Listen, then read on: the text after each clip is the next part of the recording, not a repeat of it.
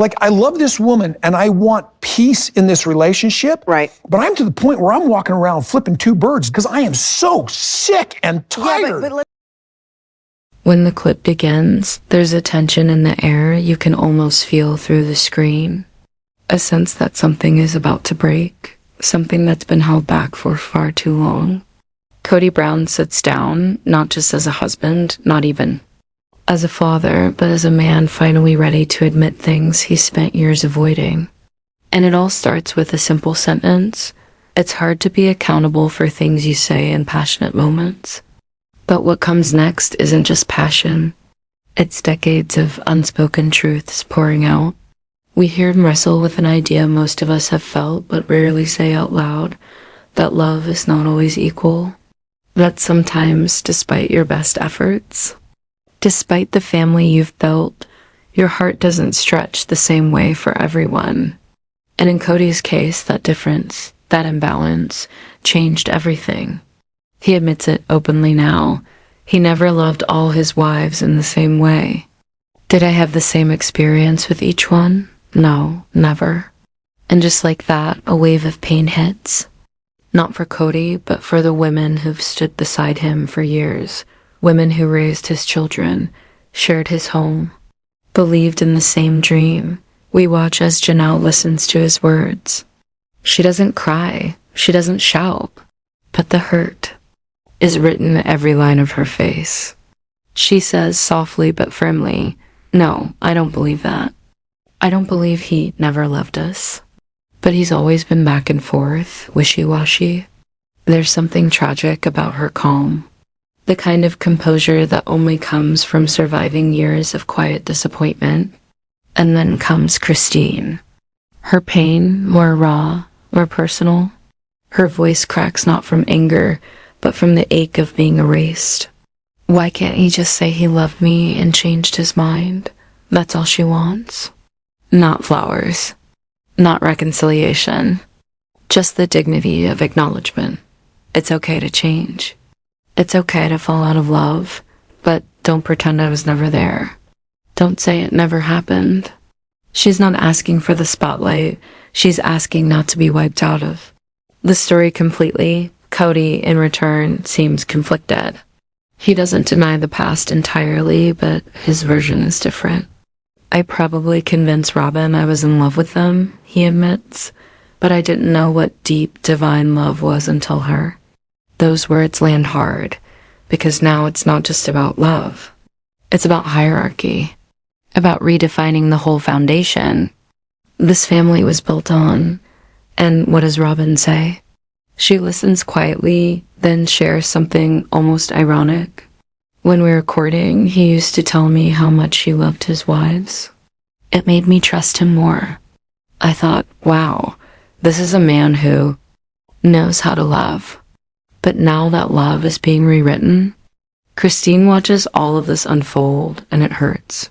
Because what she sees is a man who once said, "I do," now saying, "I didn't." And that is the hardest truth of all. This isn't just a family unraveling. It's a past being redrawn. And the question echoes in every hurt watching. If love can be rewritten, was it ever really real?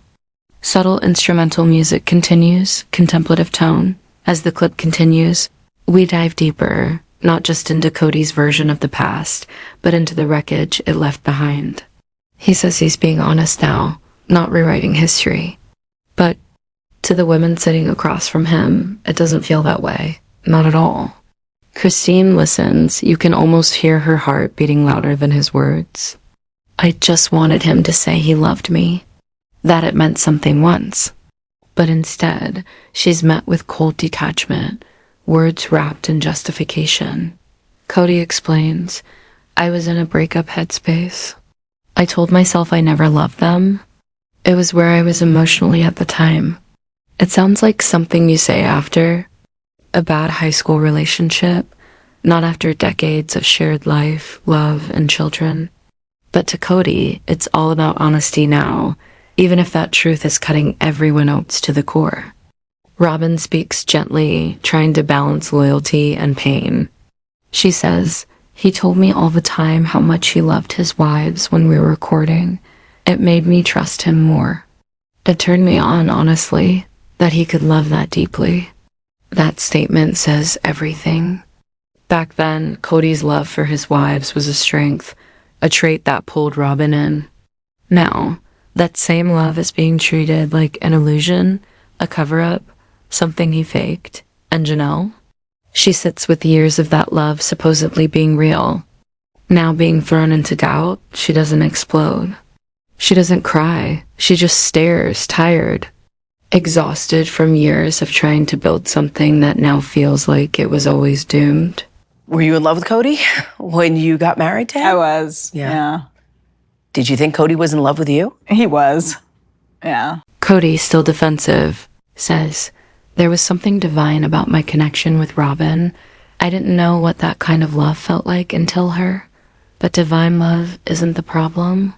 The problem is how he now describes everything else as. If it was nothing, he could have said, I love them in a different way. He could have said, I tried and failed. Instead, he says, I didn't know real love until Robyn. For Meri, that line cuts deepest. She was the first. The beginning. The woman who stood by him before there was a TV show, before there were cameras, before there was even a big family. And now, it's as if she was just a detour. Meri speaks with calm power. He did love me. I know he did. I was in love with him, and I believe he was in love with me too. He just doesn't want to admit it now, and that's what hurts. And then, with heartbreaking clarity, she says, it's okay to change your mind. It's okay to fall in love with someone else. Just don't erase me from the story. It's a plea, not for love, but for truth, for dignity, for a place in history that isn't defined by regret or revision. Kody doesn't respond to that directly. He dodges, deflects, says everyone's rewriting the past. But only one person seems to be erasing the foundation. Christine finally sums it up. We started this family. We built this. We sacrificed everything. And now you say it never mattered? That isn't just rejection. That's erasure. And the pain isn't just in the love lost. It's in the way it's now being denied. It starts as a conversation, but what it becomes is something far more devastating.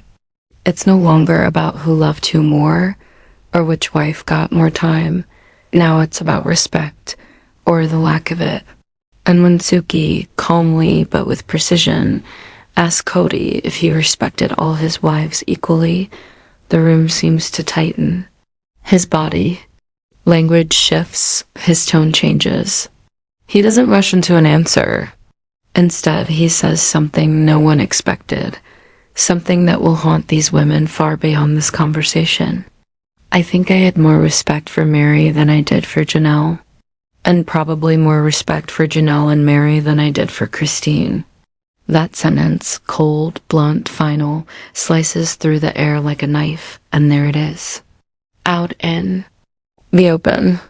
Christine, who has spent years cooking meals, raising children, celebrating birthdays alone, folding herself into this idea of plural marriage, is now told flatly that she was the least respected. Not unloved, not misunderstood, disrespected. There's a long silence. No one knows what to say. Because how do you respond to that? How do you look at someone who stood by you for decades and say, you mattered the least? And you can see it in her eyes. Christine's heartbreak is not loud. It's quiet, still, heavy. Suki gently leans in and asks, do you think Christine ever felt that? That she wasn't respected? Kody shifts in his seat. He shrugs. He frowns. He acts like he's thinking deeply, but what he says is chilling. And it's distance. She says she was always trying to make me happy. But honestly, I don't think she was focused on my happiness. Because I was constantly being reminded that she wasn't happy. It's a deflection. A refusal to acknowledge what Christine was really saying. Because here's the truth. She was trying. She wasn't just making him meals. She was making space for his presence in a life that constantly revolved around his mood, his time, his needs. And when Christine says, I was fixated on his happiness, she means it. Every decision, every effort, every moment of hope was wrapped around the idea that maybe, if she just did enough, he would see her, appreciate her, respect her. But now she hears, you weren't happy, so I didn't have to try. It's not just hurtful, it's invalidating.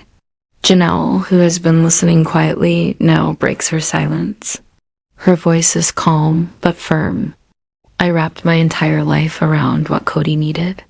Even when he wasn't around, I was planning for him, rearranging things for him. That's not a marriage, that's a performance. And the pain in her words is deeper than disappointment. It's realization. Realization that she gave everything to a dynamic that was never built to support her in return. She continues, we all kept changing ourselves to fit what he wanted. Our lives revolved around making him comfortable, not creating real partnership.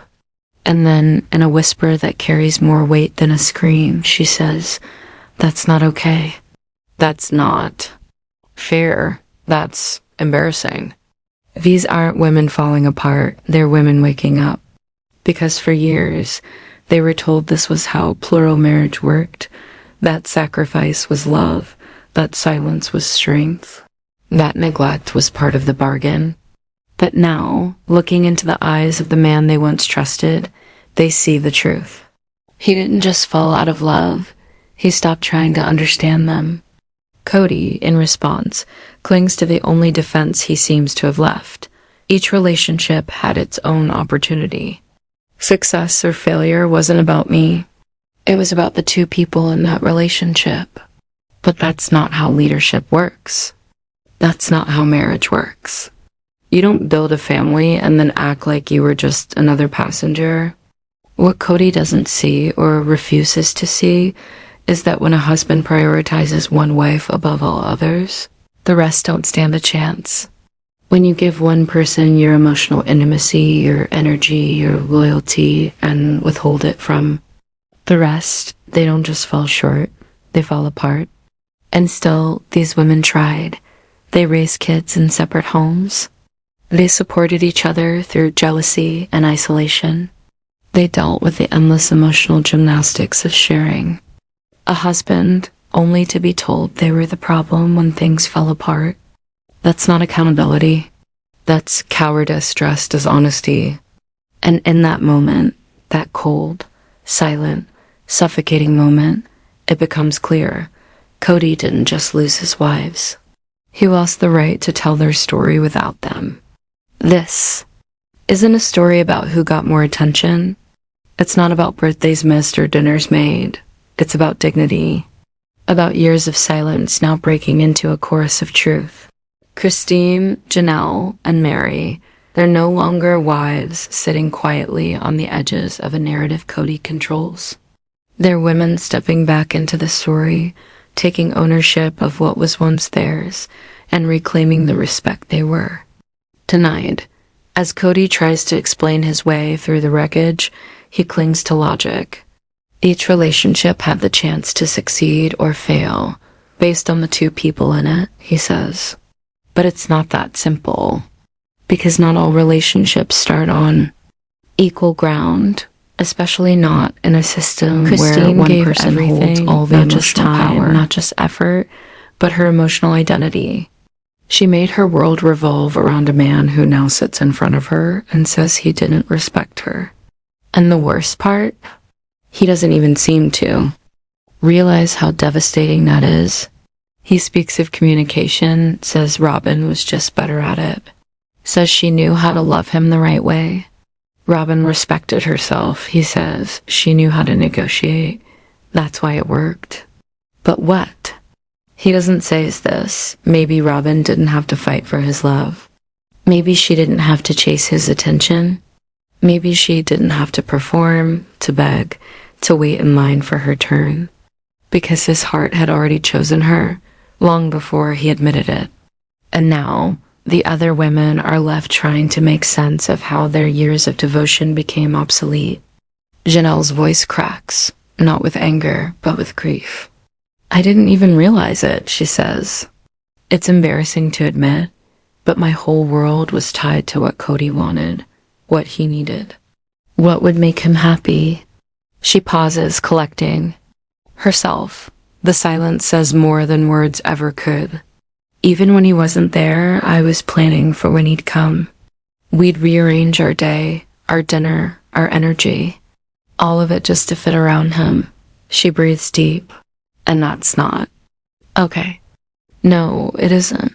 Because marriage, even in polygamy, should be a partnership, not a performance. Not a system where one man becomes the sun and all others simply orbit him, burning in silence. And when Suki asks Kody, "Did you respect them?" He stumbles. Maybe in some ways, he says. Maybe in some roles. But the truth is obvious. The respect wasn't mutual. It was conditional, selective, based on how well they served the family or how well they mirrored what he needed. And that's not respect. That's management. When Christine is brought back into the conversation, it's with a painful twist. Suki asks Kody directly, "Did you ever feel Christine was fixated on making you happy?" He shrugs. She says that, yeah, she cooked for me, made special things. But I don't think she was actually fixated on my happiness, because I was always being reminded of how unhappy she was. That response says everything. It's not just dismissive, it's cruel. Because the truth is, Christine's unhappiness wasn't a weapon. It was a cry, a call for attention, a sign that she was breaking under the weight of being invisible. She wasn't trying to make his life difficult, she was trying to be seen, to matter. And now, all he remembers is that she complained. Robyn sits quietly, but she knows. She knows Christine gave, Janelle gave, Meri gave. But the difference is, only one of them received anything back. Kody tries to make it sound logical, fair, balanced. Each relationship had its own chance, he repeats. Its own opportunity for success or failure. But the wives know better. They lived the imbalance. They lived the hierarchy.